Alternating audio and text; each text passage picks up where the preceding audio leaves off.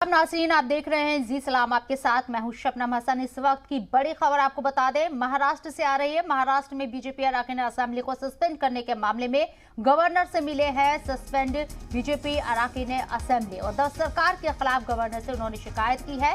12 BJP अराकीन assembly को आज suspend किया गया है। अपोजिशन को कमजोर करना चाहती है सरकार, फडणवीस ने ये इल्जाम आयद किया है। इस वक्त की ये बड़ी खबर आपको बता रही है।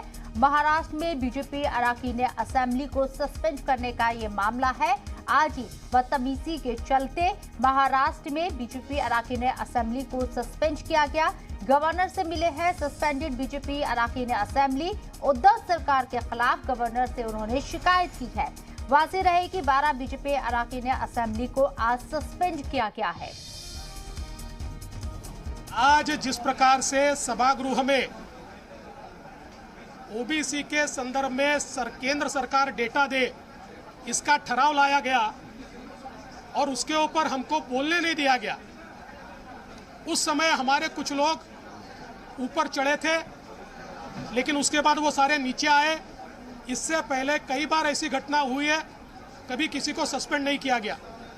बाद में हम सारे लोग अध्यक्ष जी के चेंबर में गए, वहाँ पर हमारी बातचीत हुई।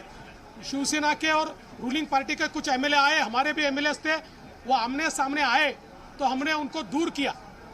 कोई भी गाली बीजेपी के किसी भी सदस्य ने नहीं दी। गाली किसने दी हम सब ने सुनी है। मैं यहाँ बोलना नहीं चाहता, लेकिन हम सब ने सुनी है किसने गाली दी है और ये सत्य बाहर भी आएगा।